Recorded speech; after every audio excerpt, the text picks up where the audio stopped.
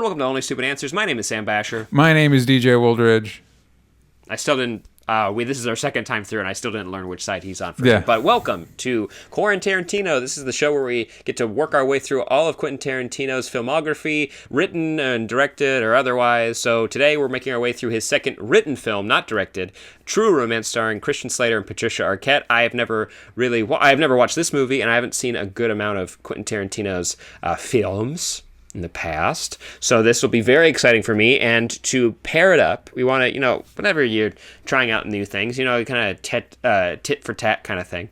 I'm doing a good job explaining this. Basically, I'm going to watch a movie and DJ's going to watch a movie, then we're going to talk about them together. So we're basing it off the genre of the Quentin Tarantino movies. So today we're going to be talking about the cream of the crop when it comes to rom-com movies. About Time. If you've ever watched me in a video, I probably mentioned this movie in any video. You can go just search Sam Bashor and About Time will pop up right next to it. I should start getting royalties for how many times I advertise this film. It's About Time. Richard Curtis. I love it for all it's good and clear bad, and so clear bad things. So I can't wait to talk about it with you. Yes. But to kick it off, we'll go ahead and talk about True Romance. Like I said, I had not seen this movie. DJ, it's fair to assume that you have seen this movie and possibly own it. Yeah, actually, I do not own this one, but I have seen it. I should own it. I do enjoy it. True Romance came out in 1993, like you said. It was written by Quentin Tarantino. It's one of his first scripts, along with Reservoir Dogs and Natural Born Killers.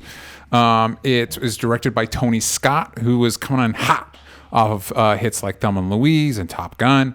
And so this was like a big breakthrough because Reservoir Dogs was like a big indie hit, but this was like a movie. And on Rotten Tomatoes, it has a 92% certified fresh rating with a 93% audience score. And the critics' consensus is, fueled by Quentin Tarantino's savvy screenplay and a gallery of oddball performances, Tony Scott's True Romance is a funny and violent action jaunt in the best sense. So yeah, I obviously yes. I just wanted to say up top, I don't think I've seen Michael Rappaport ever act. I've only known him from like Twitter and like Vine as like an older man that does that. So it was cool to see Michael Rappaport act in something that I thought he did a good job. Side note, just wanted to get it off up top. I thought he did a good job in this film for his small role. He's really talented. He actually has a fairly significant role in the second to last season of Justified. So props to Michael Rappaport. I got an image. Here he is. Here's the boy. He's just a simple boy in this movie that just wants to act, and he's not very good. He's practicing. Practice makes perfect. He's getting out there. Yeah, then that's all that you need to do. Yes. That's the most important part. For me, just because going into this movie with knowing absolutely nothing except for the preface was that you said we'd be pairing this up with a romantic comedy, but True Romance is not really It is not a rom-com. It is not a rom-com. It is not. It is a weird third cousin to the rom-com genre. It is more of an action film, which is totally fine. But hopping into it, I did enjoy this movie. I have like some criticisms here and there, but overall, I think it's a very well executed movie. Even though Quentin Tarantino did not direct it, I thought it was well directed because it means Tony Scott still made good movies, iconic movies that are touchstones for American culture, if not like global youths. Yeah, and this is their upbringing. And this is before he started getting into that like cutting stuff into the form of abstraction. Have you ever seen I think it's Man on Fire with Denzel Washington? No, but I've heard that some people like it. Yeah, I mean, it's not a bad movie, but he definitely got, I'm going to use the term more experimental as he got older with his movies. And this is still in this sense where it still functions like a discernible film. It stars Christian Slater as Clarence Worley, Patricia Arquette as Alabama Whitman, who Alabama gets a name check in Reservoir Dogs, Dennis Hopper, Val Kilmer, Gary Oldman, Brad Pitt, Christopher Walken, Bronson Pinchot, Samuel Jackson in an early appearance. And then, so a lot of great people. And also Nice Guy Eddie shows up for a brief minute in this. That's not the same Sean character. Penn's, not the same character. No. I don't think so. Yes. The performances were great. I have not seen a picture of a young Christian Slater before, so this was a treat to see what he looked like in his 20s. He looked like a goober a little bit, which was, but it fit the role of the character. And diving into the background of this movie, Quentin Tarantino mentioned that it is his most autobiographical film. Yes. To throw it to you, being more of a Quentin Tarantino fan, just in the sense that you have seen more movies, and I think you are a bigger fan compared to me. How do you interpret what that means, specifically to the story of this film? Like, how is it autobiographical? Quentin is 100% Clarence, except the one difference is, and of course this actually makes my heart happy, Quentin Tarantino in real life worked at was a video store clerk. Clarence in the movie works in a comic shop, which the scene in the comic shop brings joy to my heart. And so, and also there's scenes from this that are apparently lifted from My Best Friend's Birthday, which was Quentin Tarantino supposed to be his first film. A lot of the opening act is pulled from that.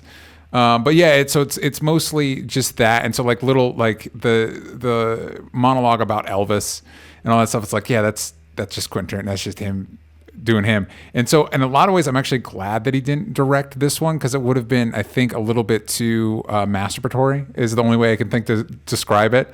So letting it go to Tony Scott and kind of filtering it through that lens. And it's just interesting to see somebody else interprets that writing, because Tony Scott indulges in the stuff that Tony Scott likes. So there's a lot of like slow motion, and the final shootout evolves into something way bigger than Quentin Tarantino gets to until like Kill Bill. Like I don't think he ever hit something on that scale. It takes a long time to get to something on that scale. He's got to earn it. Yeah, exactly. But I do like the little things that kind of as much as like the movie loves Clarence, Christian Slater's character, I like the stuff that kind of undercuts him, because like when, other than the first confrontation with Drexel, played by Gary Oldman, memorably played by Gary Oldman, who, if you're a fan of Barry, the guy Barry ends up killing in the first episode, his monologue, he decides for some reason to do this monologue, the Drexel monologue. Yeah. That makes it so much more special now that I get the reference, because I thought in Barry, which highly recommend that show on HBO. You guys got time right now? We're all locked inside. Go watch it. Go watch it, dang it. It makes me appreciate it more, because that the note we both read behind the scenes stuff, that Gary Oldman's direction was that it's a white guy pretending to be a black guy. So the fact that for some reason this dweeb in Barry chose to do the same thing again is so perfect. I might actually already watch that now. Yes. I kind of want to. It's also, easy to get through. One of the other, not to go on a tangent on Barry, but he does a famous monologue from Glengarry Glen Ross, which is an amazing movie written by Terrence Mamet. Sorry, Mamet. It's written by Mamet. And I recommend watching that as well. Watching, specifically if you watch that monologue, Alec Baldwin monologue from that movie, and watching Barry's interpretation of it, it's so funny. But yeah, so that's the aspect. That first act especially is the aspect that's very Tarantino, and I like that kind of after that, Clarence kind of gets sidelined in all the other like major events that happened. Specifically, my favorite scene in the movie, and one of the most popular scenes in the movie, is what is described as the Sicilian Scene, which is Dennis Hopper v. Christopher Walken. And it's just cool seeing those two actors play off each other. And I also like that Christopher Walken is set up as this like major heavy, and then he doesn't show up for the rest of the movie. Like that's a very key Tarantino thing. It's like, yeah, that guy wouldn't show up. Are you kidding? He's not going to go to Hollywood. He's going to send James Gandolfini to do that. He's not going to show up again. There's no reason for him to. Exactly, and James Gandolfini's like his whole. I just haven't seen a movie with him in it for a second, so it was really a treat to see him, because he's amazing. It's very scary. He doesn't. He's some people are born to play certain roles, and he did a very good job in this role. And I really appreciated it, and I enjoyed that scene too. I think that scene, because we talked about this off camera, we might do like a more deep dive into like this on the podcast, which you should listen to every Monday. Yes. I think that scene, it's just that it's an interesting monologue, because you mentioned it off camera, but to reiterate what you said, you can dive into it more. It's the whole purpose of what he's saying to Christopher Walken is just to get him to kill him, so he doesn't have to get his face punched again, or to get stabbed, or get cut, or something. It's just trying to bypass all of that, because Dennis Hopper is not going to rat out his son. Yeah. So how do I get this racist evil mobster to just kill me now, so we can get it over with. I did like the little bits. I think this is actually one of my favorite performances from Dennis Hopper, because he's not an overt bad guy. You know that like maybe he's a dick, You know, like maybe like well, you get the he's sense probably not a great dad. Yeah, you get the sense that Clarence had a unique upbringing. A lot of that is attributed to his mom because it's his dad talking. But I like that it's repeated. It said repeatedly that Clarence is probably a little crazy, and so his dad might have part of it. I mean, his dad's Dennis Hopper. Of course, he's a little crazy. Are you kidding me? Yeah, no, and I do a great device in this film, and when it's used well in most movies, it's really memorable. And I think this movie has a key score or a key music cue that I've heard in other films now. So anytime it gets like extra romantic, or it's supposed to remind you that like this is called True Romance, we're playing a music cue that would be in a romantic movie, but it's nothing happening in the film is overtly romantic. It's actually troubling, or it's just pure violence. That little like it's like a little like synth keyboard run, and it's one of my favorite aspects of the film, besides the like A+ performances from basically everybody, because it's just a good reminder that like, oh yeah, everyone in this is acting like a crazy person, and if anyone actually fell head over heels in love in real life like this, they wouldn't be the most stable people, probably. Yeah, that's my interpretation of it. Yeah, and I think that people might be wondering, like, wait, why are you pairing About Time with this movie? Well, one, Sam's been trying to get me to watch About Time forever, but also I do think they share commonality in that both of them operate on kind of an internal dream logic. About and characters that are probably in real life would be significantly too clingy. But that is what they share, and beyond that, nothing much. But yeah, I think it's interesting. This movie is also slightly more, I think, sentimental than Tarantino movies tend to be, and I wonder how much. Because the changes that Tony Scott made, there's a reason we're not doing Natural Born Killers. The main one is I don't like it very much. I'm not an Oliver Stone fan. The second one is Quentin Tarantino has kind of disowned it. It's not really his script anymore, so it doesn't really apply to what we're doing. But the changes that Tony Scott made is like a lot of Tarantino movies. Originally, True Romance was not in chronological order. It jumped around in time as opposed to being linear, which is the movie we saw. And the ending was changed. Spoilers for the ending of True Romance. Hopefully you watched it with us. If you haven't, go watch it and you can come back to this. Originally, Clarence was supposed to die at the end, which I also think helps with the times where like, oh, Clarence is so cool. And then you realize it's Tarantino. It's like, wait, he's just making himself really cool. Oh, he dies at the end. That makes it a little bit better. Originally, he was supposed to die at the end, which I think is supposed to what was supposed to lead into Mr. White referencing Alabama in Reservoir Dogs. That after Clarence died, she became a thief and eventually teamed up with Mr. White. None of that matters anymore. And also, this comes from Mental Floss did an article of a bunch of things you didn't know about True Romance.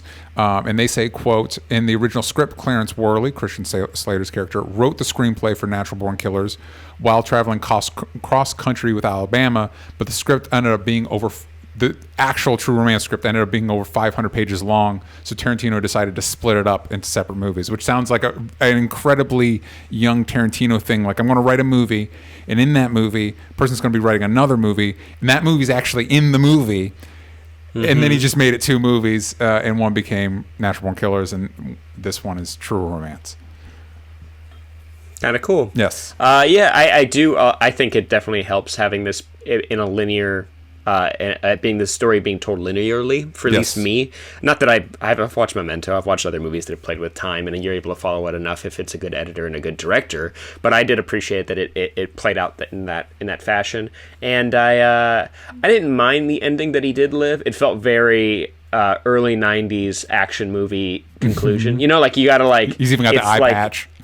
He's got the eye patch, and like it kind of ends like, I know you haven't seen The Rock with Nick Cage, but it kind of ends similarly, where it's like everyone you like got away in some fashion or another, you know, like everyone kind of made it, like and everyone lived happily ever after. I don't really know how, but it doesn't matter because they did, you know. All the good guys were good and all the bad guys were bad, and it all kind of worked out. Yeah, but it's clear in the movie that, like, I mean, for me, like, Clarence isn't a good guy. No, because he decides to go after the pimp for no reason other than a delusion of Elvis talking him up to go and murder a stranger. Yes, he is a pimp that she only worked for 4 days, So like, he is not a good person. No, not a good person. But like, he didn't have to murder her. Yeah. he didn't have to murder him. Christian Slater and Alabama could have just left. That guy did not have the resources or the tools to go after her. Yeah, no, and he wouldn't have cared either. Like he even says, he wouldn't have cared. I love the illusion of Elvis is played by Val Kilmer, who was originally up for the role of Clarence, and of course.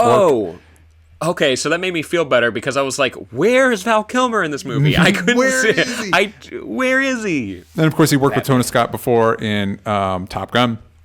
And I eat that stuff up. In the Preacher comic, the main character, Jesse Custer, is visited by like the ghost of John Wayne. And that kind of is a guiding presence in his life. There's a version of it in Altered Carbon, except that's an AI that's like Edgar Allan Poe. I think that's a really fun motif. And so I like that here. And it's another moment of like, oh yeah, Clarence probably isn't all right. Clarence should definitely sit down. Like, he's really charismatic. It's Christian Slater, so he's really charismatic and entertaining, and you like watching him. The thing with Tarantino, a lot of Tarantino movies, is all these people you like watching, but you probably shouldn't, in the real world, you would not want to spend any significant amount of time with them. None of them, except for Brad Pitt's character. I think he was fine. He reminded me, because we did our Harley Quinn review, he reminds me a lot of Bane in that, like, just that really passive-aggressive, like, you do this, I'm going to kill you. You talk down to me, I'm going to kill you. Janet Maslin of the New York Times wrote in her review of it at the time, True Romance is a vibrant, grisly, gleefully amoral road movie directed by Tony Scott and dominated by the machismo of Quentin Tarantino. I like the amoral. I think that describes a lot of, like, listen, there's no lesson to be learned here. Don't try. Just, we're watching a movie. It's like when you go to see a Sonny Chiba triple feature, you're just going to go enjoy some movies. Don't try and take a lesson out of this. No, you definitely shouldn't. You definitely shouldn't. Except leave the Coke. Don't take the Coke with you. And also, if you're leaving town, don't leave a note on your fridge about where you're going. But yeah, so that's True Romance. Before we go into... just really quick, I wanted to say a quick shout out to the... I'm trying to pull up the actor's name in front of me right now, so help me out if you happen to know his name. The big Hollywood producer, that actor... Yes. The point person. I'm pulling up his name. Oh, Bronson Pinchot? The producer. No. The guy he worked for. Oh, gotcha. Yeah. The producer. I got an asset for him. Let me see if I can pull up the name. His name is Sal Rubinek. I really like him.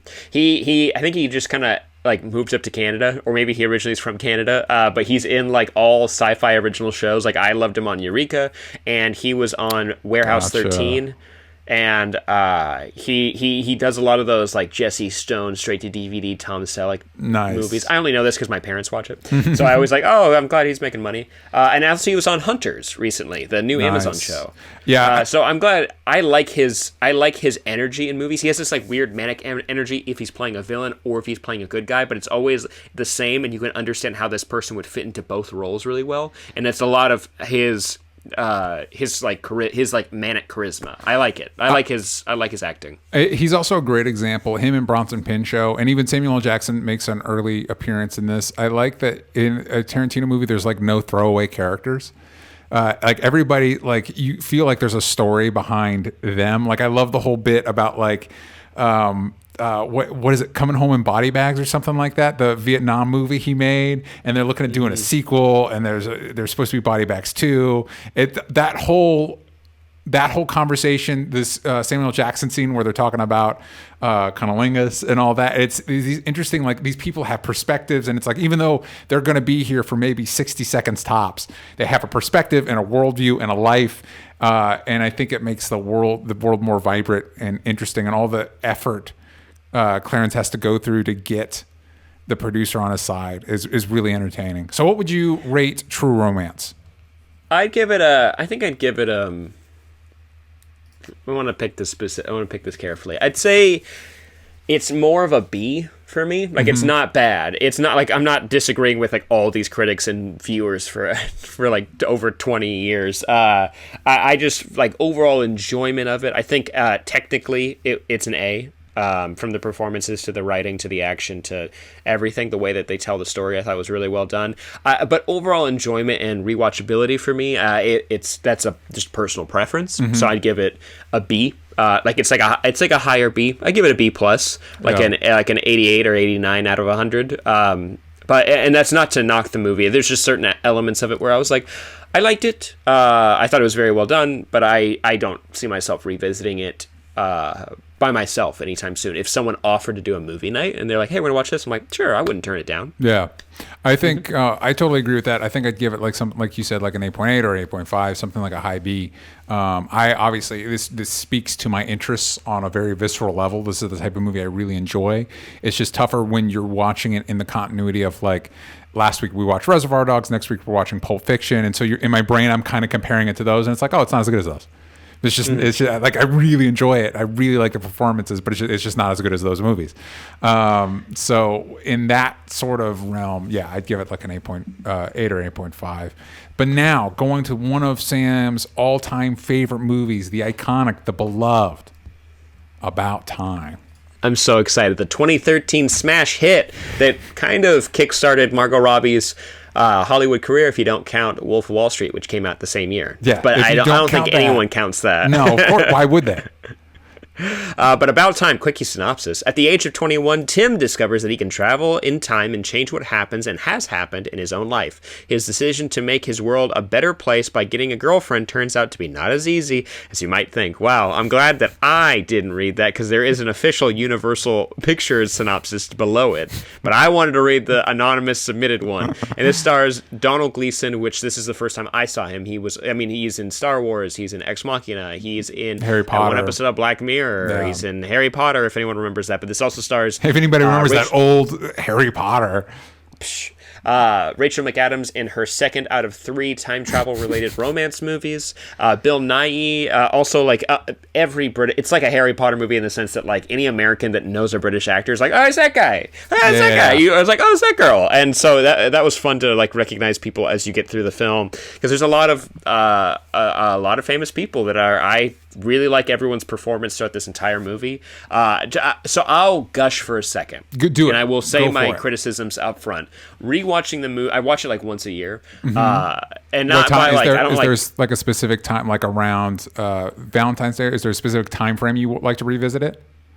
No, it's going to have to happen once a year. Got it. You fit it in when you can. Yeah, maybe I should make it on a schedule. But every time I watch it, I find... I'm going to say this lovingly. I find a new flaw, because I feel like the more that we do this show, and the more that we are able to critique other films in ways that's not just like dunking on a movie, because like that's not the point of being trying to be a film critic. It's more just trying to analyze it and look at the good and the bad and weigh them together.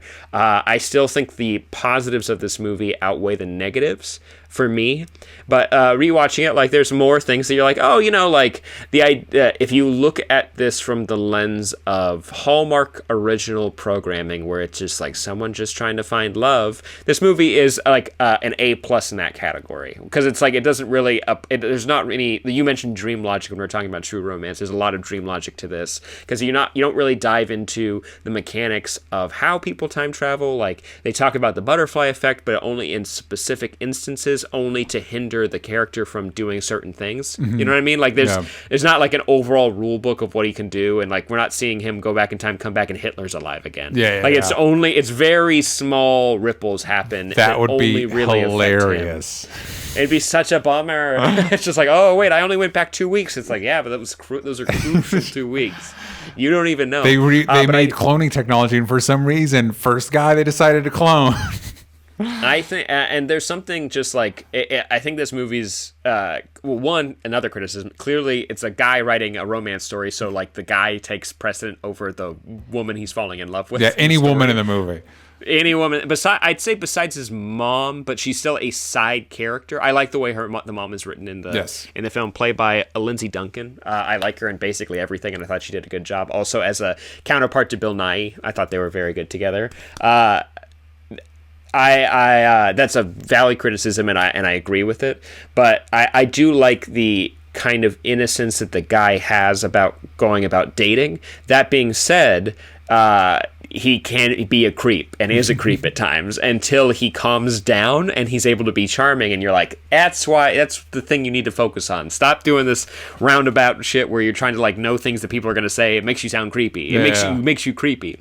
But I think that's mainly saddled in the first third of the movie, and then the second third we start dealing with like what's it like as them as a couple, and then the third is dealing with spoilers, dad dying and becoming a father himself, and also analyzing his life from the point of view of someone with these abilities, but also it's more to be a tool to appreciate the life that you do have, not trying to. By the end of the movie, it becomes that it's just trying to appreciate the life you do have and not trying to change what has happened. And that's I like that plot point, and I think it's more of a collection of really good ideas than airtight mechanics of how time travel could work in this world. I think that's what this movie is, and I think that's what makes it really near and dear to my heart. Yeah.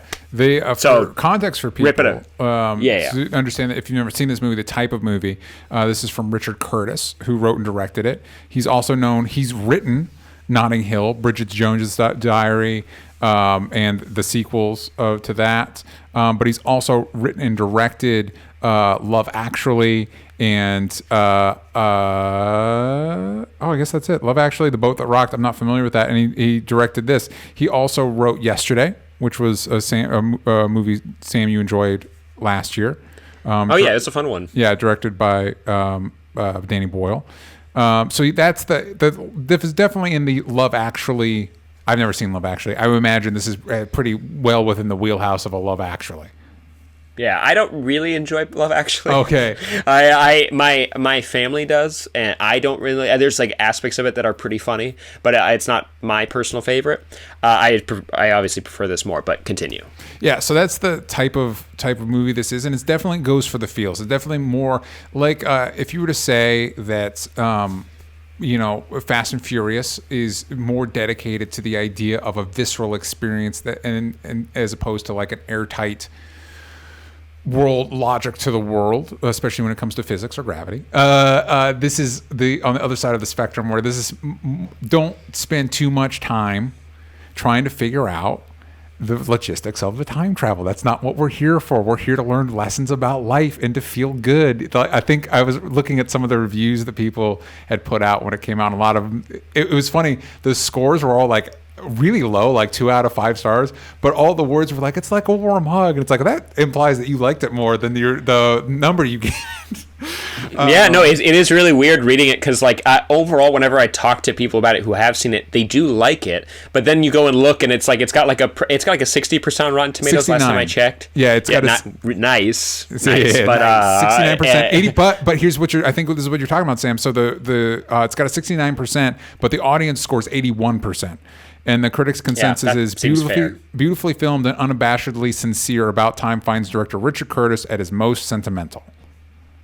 Yeah, and it's like it's a lot of wish fulfillment in the sense of getting a do-over on a date or a first impression or just anything, because goddamn, I'm such a clumsy person, and I was an extra even clumsier child and adolescent and teenager, and I think and who doesn't want to have, it's more about the do-over than it is about the time travel. It's more like, what if you could have a do-over over this situation, and they do add consequences, which I like, but more about this is, I think the Fast and the Furious equivalency is very fair, because watching a Fast and Furious movie, sometimes you get frustrated. I get frustrated by just like, what's anyone saying? I don't know if any of this matters. Like, is any of this actually funny? Like, is anything funny happening right now, or is it supposed to be so we're laughing? I don't know if that makes any sense, but like, some people come back to life, and other people stay dead for some reason. Couldn't tell you. My favorite bit, I think a great example of that, is in the new trailer when Han, who's famously dead,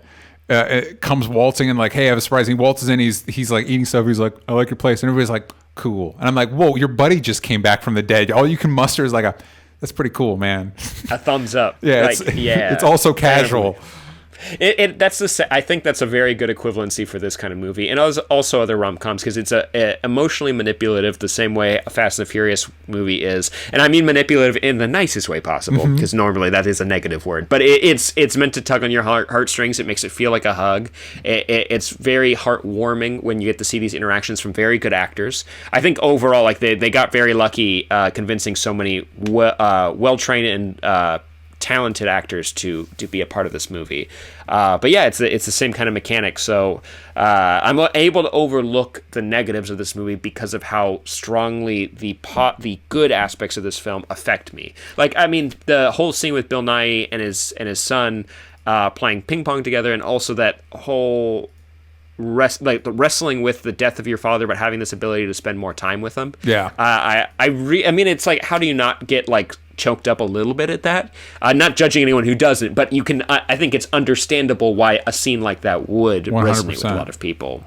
100%. Yeah, I think my only real, if you got me in the weeds on the logistics of the time travel, I think this is one of the sloppier examples, but that's not why this movie exists. I think the only thing that I would really level against it is that like if you think about the logistics of, he meets Rachel McAdams' character, decides out of the blue that he loves this person. I guess they go on the literal blind date, and then he goes back and like torpedoes the relationship she's in so he can be with her. And then there's a big moment where like Margot Robbie, for some inexplicable reason, decides that she wants to be with this guy, but he's already with Rachel McAdams, and he decides like, this is the moment, like I'm gonna go and propose to Rachel McAdams' character.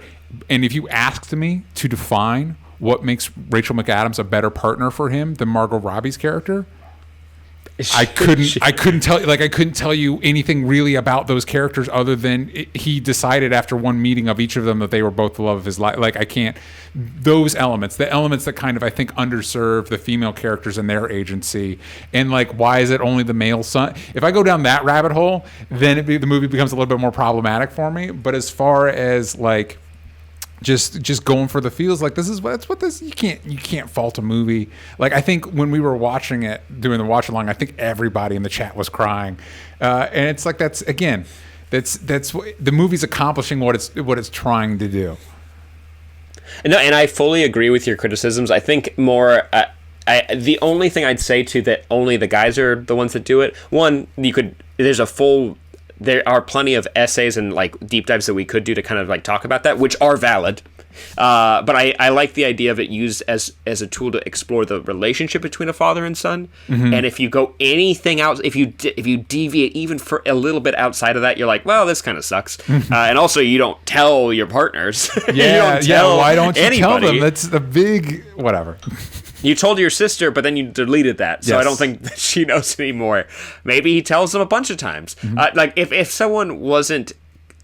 Because Tim, while he does selfish things, I think the most selfish thing he does is the deleting that relationship from happening. I think the writer validates it by saying that they had a shot at a relationship, and he's trying to get that do-over one more time. Yeah. But that still is, you did torpedo a relationship, and you manipulated those people, which is not good.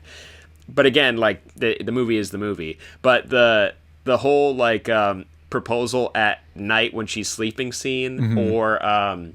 or the scene where they're on the beach and he's a kid and Bill Nighy's his dad. That's the zombie car scene from Fast and the Furious. That's what the equivalency of these movies. It's like, if we're able to make you feel those special feelings, that is the Avengers back-to-back camera spinning around him scene for us. That's the portal scene in Avengers Endgame for us, baby. If we're getting tears in those seats, that's